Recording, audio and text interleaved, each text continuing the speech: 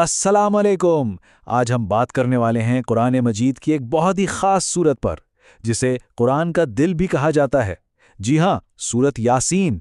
और इस तज्ज़िये में हम ख़ास तौर पर उन नुकात पर गौर करेंगे जो इम्तिहानात की तैयारी के लिए बहुत अहम है।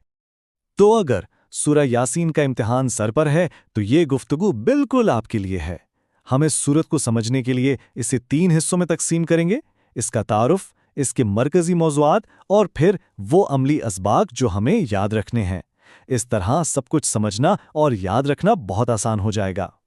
तो हमारा रोड मैप बहुत सीधा सा है। सबसे पहले सूरत यासीन का तारुफ देखेंगे, फिर इसके जो कोर थीम्स हैं वो क्या हैं, और आखिर में वो कौन से अमली इसबाक हैं जो हमारे लिए सबसे अहम हैं। तो चलिए शुरू करते हैं पहले हिस्से से, सूरत यासीन का तारुफ। इसे कुरान का दिल क्यों कहा जाता है? आइए इसकी गहराई में उतरते हैं। अच्छा, कुछ बुनियादी बातें जो इम्तिहान के लिए बहुत ज़रूरी हैं। पहली बात, ये एक मक्की सूरत है, यानी ये मक्का में नाजिल हुई। इसमें कुल 83 आयात हैं। इसका नाम शुरू के हरूफ मुक़त्तात यासीन से लिया गया है। और सबसे मशहूर बात, इसका लक़ब है कुरान का दिल। इस सूरत की फजीलत का अंदाज़ा आप इस मशहूर हदीस से लगा सकते हैं, जिसमें कहा गया कि हर चीज़ का एक दिल होता है और कुरान का दिल सूरत यासीन है। अब सवाल यह है कि इसे ये मकाम क्यों दिया गया। वो इसलिए कि ये ईमान के जो बुनियादी स्तून है ना, तौहीद, रिसालत और आखरत, इन सब का एक बहुत ही जामे और ताकतवर खुलासा पेश करती है।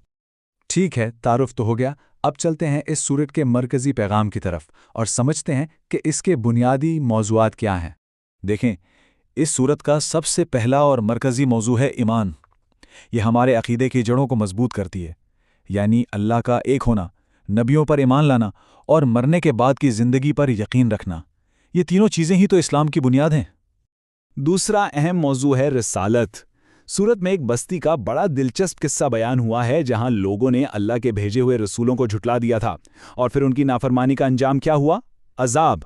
तो इससे हमें यह सबक मिलता है कि रसूलों की बात ना मानने के नताइज कितने संगीन हो सकते हैं। फिर आता है तौहीद का मौजू। सूरत का एक बहुत बड़ा हिस्सा अल्लाह ताला की वहदानियत के गिर्द घूमता है। ये बार बार इस बात पर जोर देती है कि अल्लाह एक है, और इस बात को साबित करने के लिए कायनात से ऐसी ज़बरदस्त दलीलें देती है जिनका कोई इनकार ही नहीं कर सकता।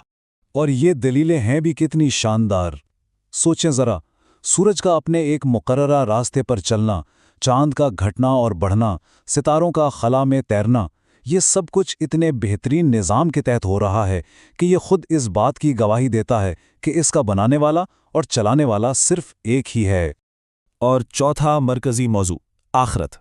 सूरत के आखिरी हिस्से में क़यामत का मंजर खींचा गया है। बताया गया है कि कैसे सबका हिसाब किताब होगा और आमाल के मुताबिक जज़ा या सज़ा मिलेगी।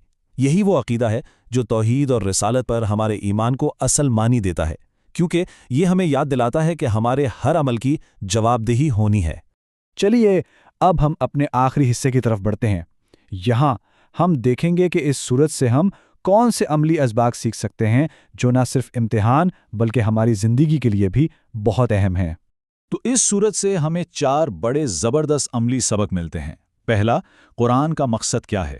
ये गफलत में पड़े लोगों को खबरदार करने के लिए है। दूसरा, जन्नत में जो कामयाब लोग होंगे उनका इस्तकबाल सलाम यानी सलामती की दुआ के साथ होगा।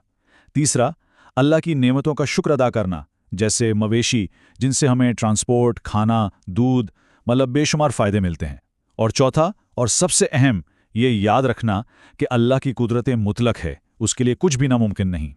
अल्लाह की इसी मुतलक ताकत का पूरा तसव्वुर बस एक जुमले में सिमट जाता है, कुन फयकून। मतलब हो जा और वो हो जाता है। जब अल्लाह किसी चीज़ का इरादा करता है तो उसे सिर्फ हुक्म देना होता है और वो चीज़ वजूद में आ जाती है। ये उसकी वहदानियत और लामहदूद कुदरत की सबसे बड़ी दलील है। तो चलिए इम्तिहान के लिए इन तमाम बातों का एक फौरी खुलासा कर लेते हैं। तारुफ के लिए याद रखें, ये मक्की सूरत है, 83 आयात हैं और लक़ब है कुरान का दिल।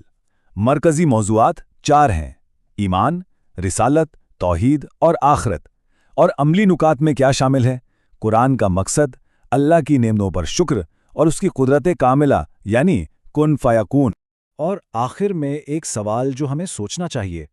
इम्तिहान की तैयारी अपनी जगह बहुत अहम है, लेकिन हम सूरत यासीन के इन गहरे असबाक को अपनी रोज़मर्रा की ज़िंदगी का हिस्सा कैसे बना सकते हैं ताकि ये सिर्फ इल्म तक महदूद ना रहे بلکہ ہمارے عمل میں بھی نظر آئے۔